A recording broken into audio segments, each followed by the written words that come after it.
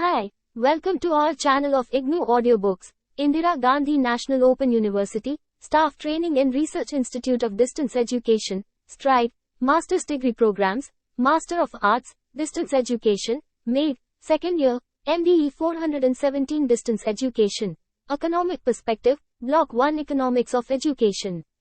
Unit-1 Conceptual Foundations. 1.1 Introduction. This is the first block of the course on Distance Education, Economic Perspective, and provides the foundation to the study of economics of distance education with conceptual clarifications.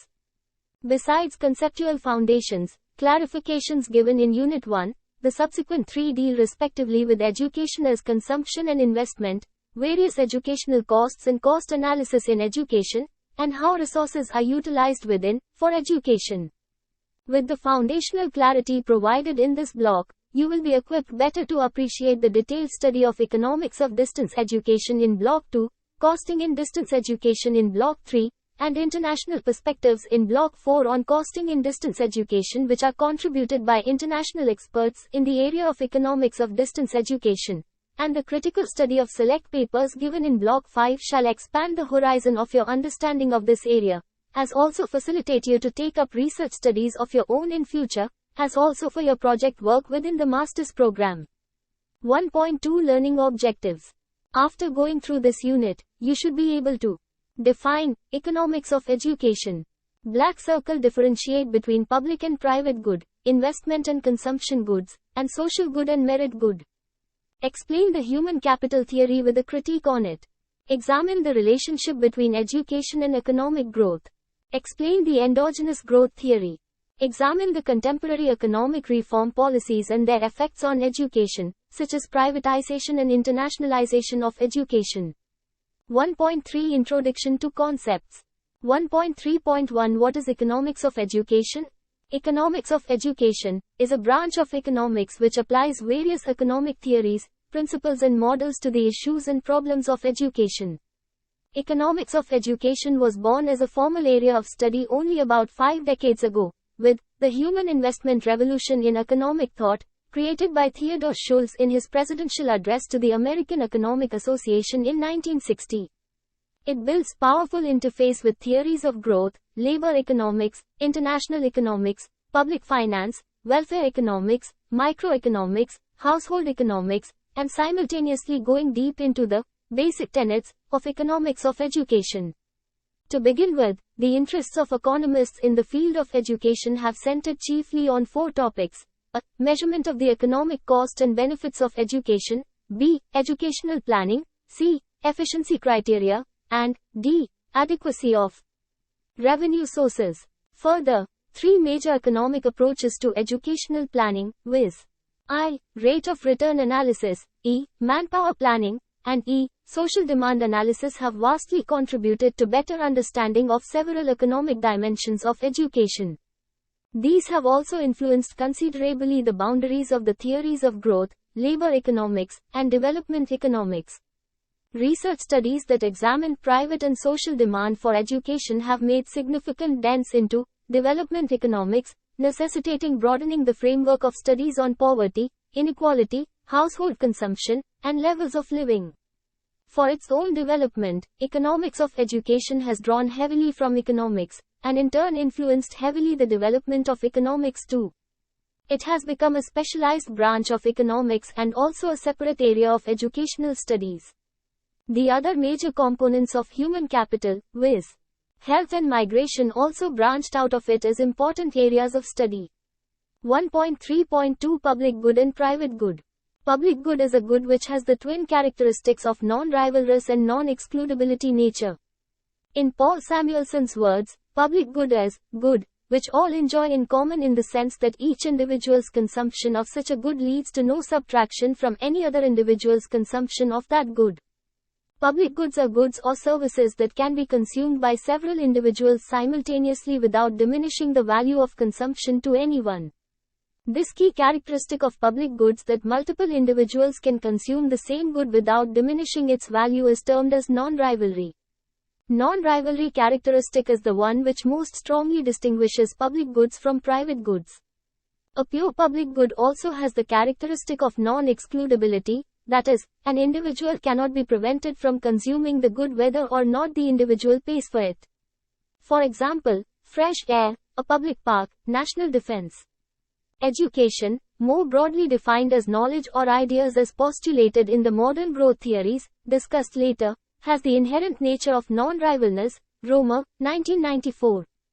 On the contrary, private goods are exclusive and rival in nature. Exclusiveness means once the good or service is bought, the buyer owns it and consumes. Rivalness means competitiveness, that is, once a good is sold off, it is not there for other people to consume. For example, food, clothing, toys, cars, etc. In the recent periods, education is also argued as a private food, but has immense positive externalities. Externality means the benefits of education that is conferred on the society, which further means the benefit the society receives as the people are educated. Examples include cleanliness, better health practices, etc. Similarly, education has the characteristics of both consumption and investment goods. 1.3.3 Consumption and investment goods. Goods in economics can be categorized as consumption and investment goods. Consumption good or service is one that is used, without using it for further transformation in production, for the direct satisfaction of individual needs or wants or the collective needs of members of the community. Investment good is a good which enables further production of goods, which is also called as capital goods. Capital goods are generally human-made, and do not include natural resources such as land or minerals. For example, plant, machinery, tools, equipments, etc. The nature of education is such that it possesses both consumption and investment characteristics of good. However, since 1960s, education has been recognized as an investment for both the individual and the society. Education is both investment as well as consumption. There is no method of estimating in what proportion these two contribute to education. In primary education, the investment component is lesser than consumption component. In secondary education, both the components may more or less equal, and in the case of higher education, investment benefits are much higher than consumption benefits. Moreover, whether education is a consumption or an investment good needs to be examined from both the private and social point of view. 1.3.4 Social good and merit good. Social goods are distinguished as those goods to which exclusion principle cannot be applied. In other words, it is a good or service that benefits the largest number of people in the largest possible way. Some examples of social goods are clean air, clean water and literacy. Merit good is a socially desirable good whose distribution of benefits is the maximum. In the case of merit goods, people do not realize the true or actual size of benefit. For example, people underestimate the benefits of education, such as the scientific innovations and the benefits of using them, like the benefits of using vaccinations. Activity 1.1. Write, in your own words, brief statements on each of the following with an example for each. 1. Public good. 2. Investment good. 3. Social good. 1.4 Human capital theory. After the conceptual introduction, let us turn to a very important aspect of economics, very important aspect of an economics of education, i.e. human capital. The human capital theory postulates that education is an investment activity that increases skills, and hence labor productivity and the lifetime earnings of individuals. Schulz, 1963, Becker, 1964, Mincer, 1974. A simple description of this process is illustrated in Figure 1.1, which depicts that investment on education leads to enhanced skills, which in turn lead to higher productivity, which in turn causes higher earnings. The higher wages and salaries in turn lead to higher economic growth. Investment on education leads to enhanced skills, leads to higher productivity, leads to higher earnings. Figure 1.1, Process of education is investment. Human capital theory brought out that education is a major source of acquired abilities. It brought out the distinctive attributes of education as human capital distinguishable from that of physical capital. I. The stock of knowledge is embodied in human capital unlike in physical capital. E. In acquiring human capital, the individual must invest both of his, her time and resources. Another important facet of human capital theory deals with investment in on-the-job training and the criteria for determining who will pay for such training and who will benefit therefrom. Based on the pioneering work of Becker, 1964, a distinction is made between general and specific training. That the accumulation of human capital occurs through both formal instructional programs and through informal ways such as the cumulative experience on a job, in which one learns by doing. General training refers to training that provides valuable knowledge and skills to workers usable both within the present employment and in other employments.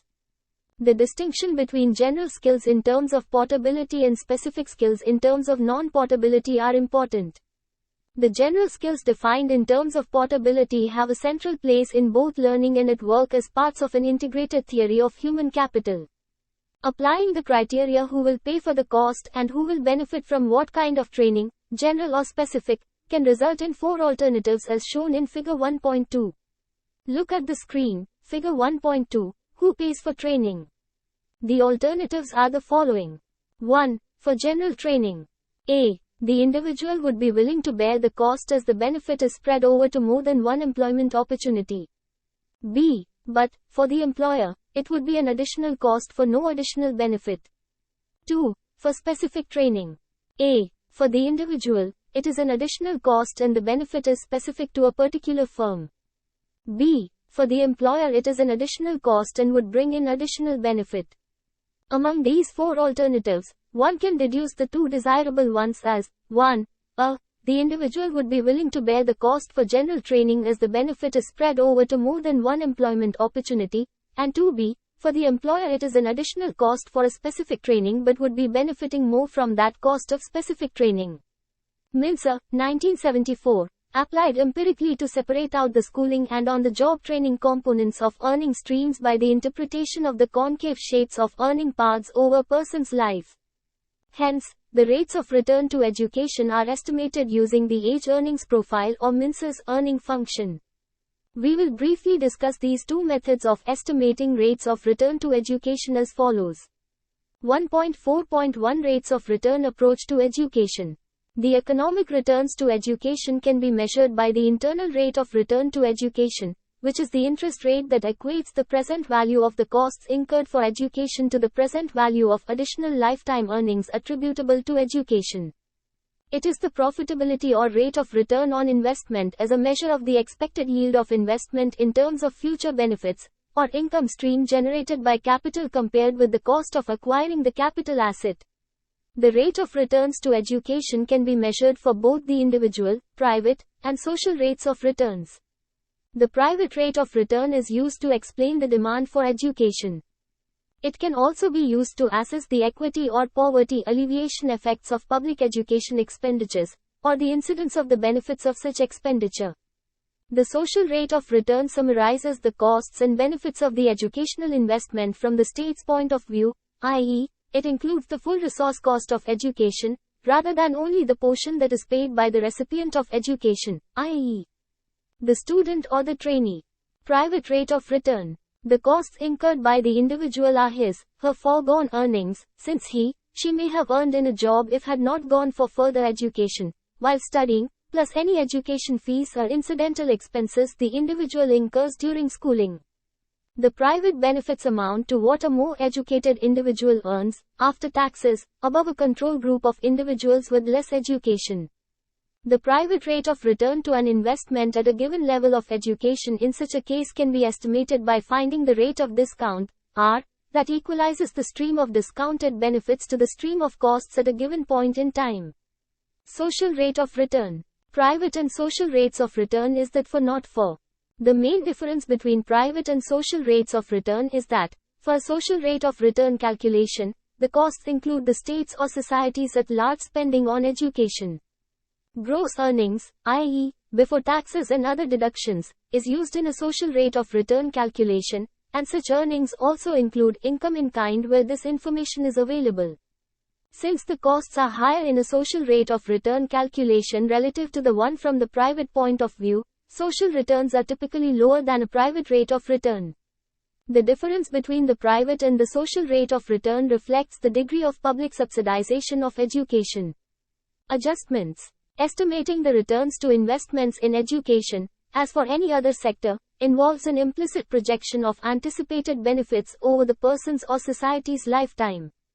Since only the past earnings are observed, or, most commonly, only a snapshot of the relative earnings of graduates of different levels of schooling is observed, adjustments have been used in the literature to provide a realistic projection of earnings of graduates.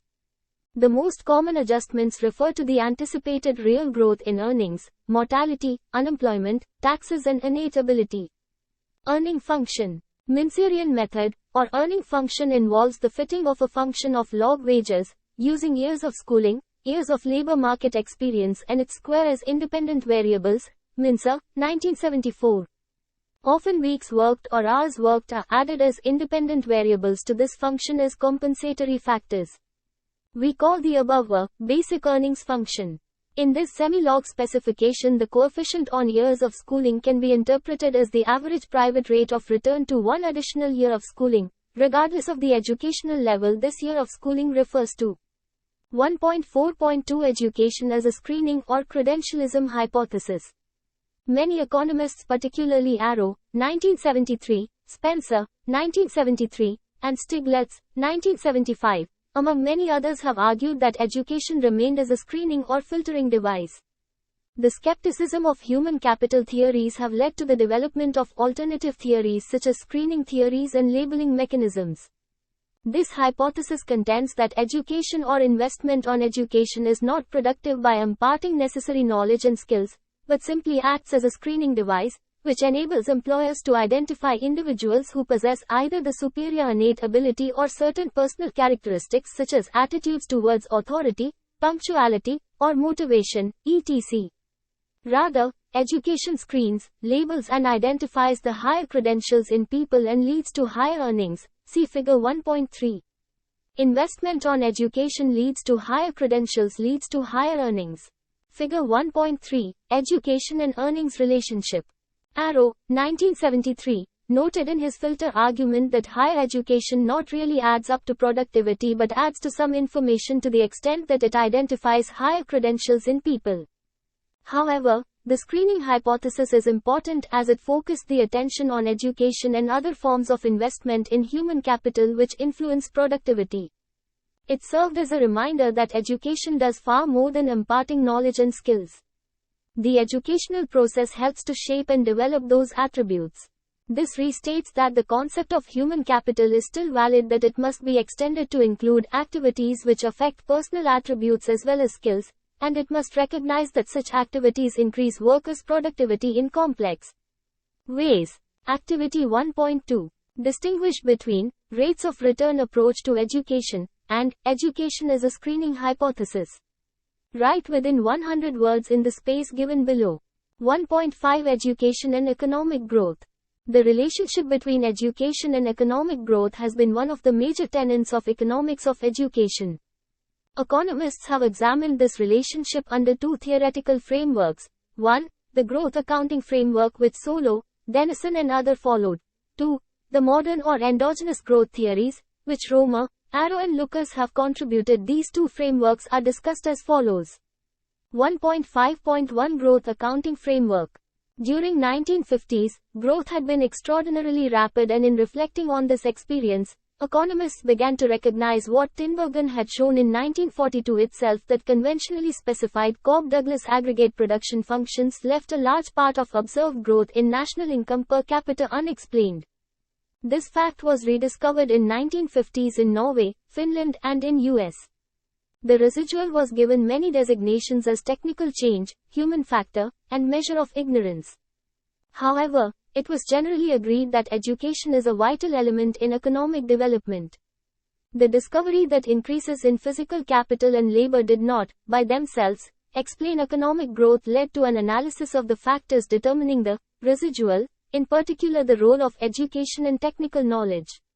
One of the first attempts to measure the contribution of education to growth was made by Denison, 1964, who argued that about 23% of recent increases in U.S. national income during the period 1929 to 1982 were due to the increased education of the labor force. In Denison's accounting, the effects of scale economies were arbitrarily assumed and the residuals were simply supposed to reflect the effects of advance in knowledge, with no explanations of how scale economies work and how human knowledge advances. Harrod and Doomer are the earliest exposition of growth models.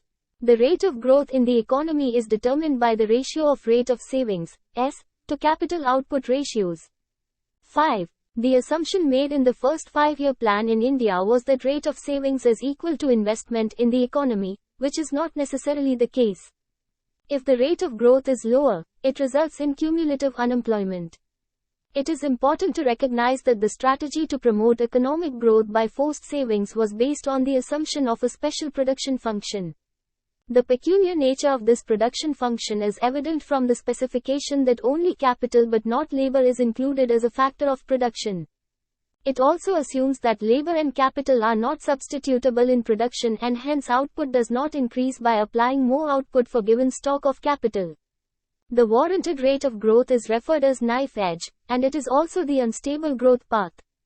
The dynamic question on how fast the economy should grow is not addressed in the model. This model does not concern about how the variation in growth rate occurs across space and time. Using the neoclassical production function, Solow and Swan in 1956 advance a very different perspective from the Harrod-Doomer model on the relationship between capital accumulation and economic growth. Unlike in Harrod-Doomer, the labor and capital ratios were allowed to change by Solow and Swan. It can be derived from this model that both capital input per worker and output continue to grow at the same rates as the rate of increase in the efficiency of labor resulting from technological progress. Thus, it implies that the growth of income per capita cannot be sustained without continuous technological progress. However, Solow's convergence keeps on growing at the same rate and does not allow for any difference across space or time as in Harrod-Doomer. An important contribution of the neoclassical growth model of Solow-Swan was to elucidate the decisive role of technological change in economic growth. However, the problem was treating technological progress as exogenous in the growth model. 1.5.2 Endogenous Growth Theory (THEP). An attempt to incorporate the effects of scale economies and endogenous technological progress into the growth theory is called endogenous growth models, pioneered by Paul Romer, 1986, 1994, Kent Arrow, 1973, and Robert Lucas, 1988. These models try to explain the mechanism of how new knowledge is created through economic activities, giving rise to scale economies. Its basic assumption is that new knowledge to improve economic production accentuates bit by bit through the efforts of individual firms to design and construct more efficient machines and factories in their investment activities. It is assumed that certain useful knowledge created by a firm sooner or later becomes usable by other firms despite the firm's efforts to prevent other firms from using it. According to Romer, an inherent characteristic of ideas or such knowledge is that they are non-rivalrous. But they vary substantially in their degree of excludability. Excludability indicates the degree to which a good is excludable, i.e., the degree to which the owner of the good can charge a fee for its use. As discussed earlier, non-rivalrous goods that are essentially non-excludable are called public goods. On the contrary, a rivalrous good must be produced each time they are sold. Goods that are non-rivalrous need to be produced only once. That is, non-rivalrous goods such as ideas involve a fixed cost of production and zero marginal cost. An example is Thomas Edison and his lab to produce the first commercially viable electric light. Additional lights could be produced at a much lower per unit cost. Once the product is developed, each additional unit is produced with increasing returns to scale under imperfect competition. This process can be viewed as production with a fixed cost and a constant marginal cost, which exhibits increasing returns to scale, see figure 1.4. Ideas are very different from other economic goods. Ideas are non-rivalrous and also non-excludable after some time, at least in the medium term. Once an idea is invented, it can be used by one person or by 1,000 people, at no additional cost. That the size of the economy at scale plays an important role in the economics of ideas. Ideas leads to non-rival increasing returns imperfect competition. Figure 1.4, the process in endogenous growth. In particular, the non-rivalry of ideas implies that production will be characterized by increasing returns to scale. In turn, the presences of increasing returns suggest that we must move away from models of perfect competition. It is because the inventor expects to be able to charge a price greater than marginal cost and earn profits. It is important to understand that the technical progress in machines and equipments is embodied, whereas in labor it is disembodied. In the production function of goods and services, the constant returns to scale operate, whereas in the stock of knowledge function the increasing returns to scale operates. However, the rate of knowledge accumulation depends upon the initial stock of knowledge. Higher the stock of knowledge, the more one can add to it. This proposition gets accentuated under the contemporary economic policies. Activity 1.3. Establish the relationship between education and economic growth by briefly explaining the two frameworks, growth accounting, and endogenous growth. Write in about 150 words in the space given below. 1.6 Contemporary economic reform policies and their effects on education. Knowledge is the driving force in the rapidly changing globalized economy and society. Quantity and quality of highly specialized human resources determine their competence in the global market. It is now well recognized that the growth of the global economy has increased opportunities for those countries with good levels of education and vice versa. Carnoy, 1999, Stewart, 1996. It is also widely recognized that to the extent globalization and macroeconomic reforms intensify competitive pressures, it correspondingly emphasizes the redistributive strategies and push governments away from equity-driven reforms. Bowles, 2001. India is no exception to this global phenomenon. As a part of globalization, economic reforms initiated in India in the beginning of 1990s consisting of structural adjustment and stabilization policies. Further, the second generation of economic reform policies, especially the Fiscal Responsibility and Budget Management (FRBM) Act, notified on August 2003, aims to eliminate the revenue deficit by 2008-09. With economic reforms and other pressures of the government, higher education has been listed as non-merit good. Following the structural adjustment policies and later the macroeconomic and fiscal policies, a fiscal squeeze is experienced in all social sector investments, which has trickled down to public expenditure on education in general, and higher education in particular. Economic reforms initiated in India in the beginning of 1990s consist of structural adjustment and stabilization policies. Following the structural adjustment policies, a fiscal squeeze is experienced in all social sector investments, which has trickled down to public expenditure on education in general, and higher education in particular. On account of the cut in the budget for higher education, there are severe pressures for the higher education system to mobilize resources from non-governmental resources. Simultaneously, the demand for higher education has been growing rapidly with comparatively faster growth in enrollment in higher educational institutions than the growth in number of higher educational institutions. On account of the cut in the budget for higher education, there are severe pressures for the higher education system to mobilize resources from non-governmental resources. As a consequence, augmentation of resources by higher educational institutions covering either a larger portion of cost of higher education or full cost recovery even in public higher education institutions has become the order of the day through introduction of self-financing courses and seats in tune with liberalization policies. The emerging alternatives on various financial reforms, innovations. 1. It pertains to public higher educational institutions. However, there is no comprehensive information available on growth of private higher educational institutions and number of students enrolled therein. 2. Certain number of students in each department pay full cost fee, while the rest of the students pay normal, subsidized, fees. It is to be noted that the normal fee itself has been increasing, besides the full cost fees. Including hike in student fees, student loans and privatization in public higher education institutions along with increasing private sector participation. 1.6.1 Privatization of education. Private higher education is one of the most dynamic and the fastest growing segments of post-secondary education at the turn of the 21st century. A combination of unprecedented demand for access to higher education and the inability or willingness of governments to provide the necessary support has brought private higher education to the forefront.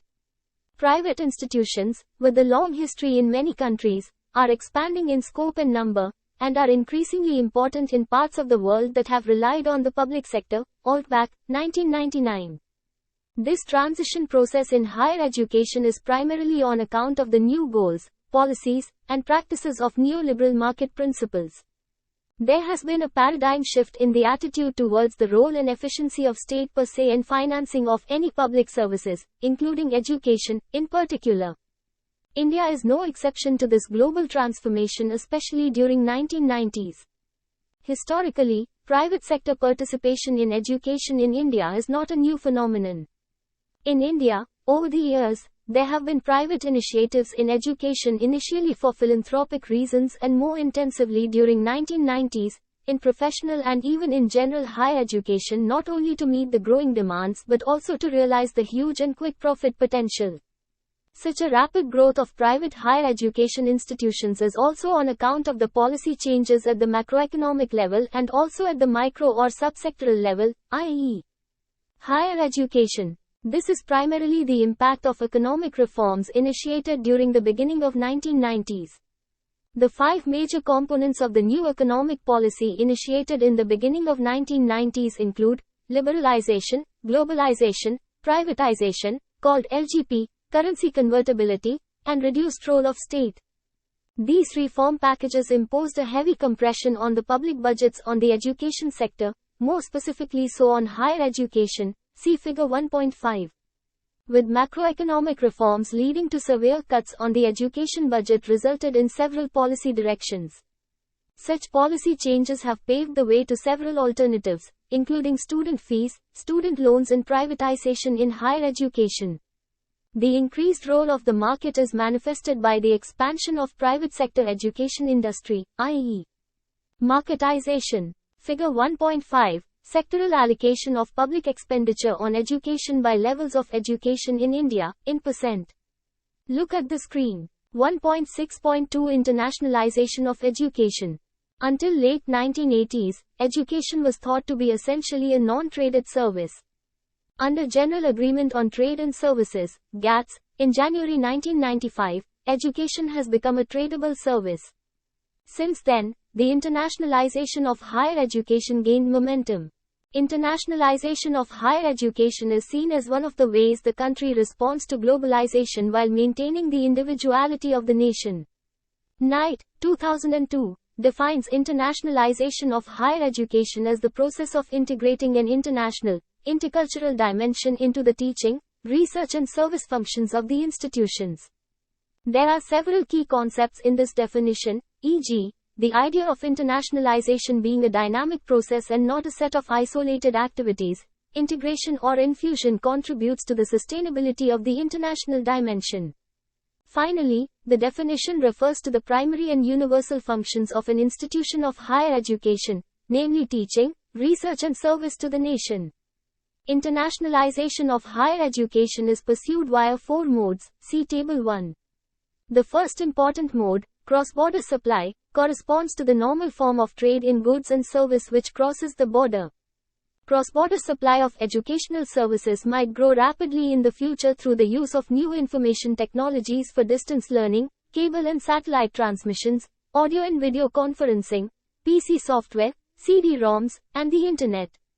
In particular, the Internet is seen as a promising tool for distance learning.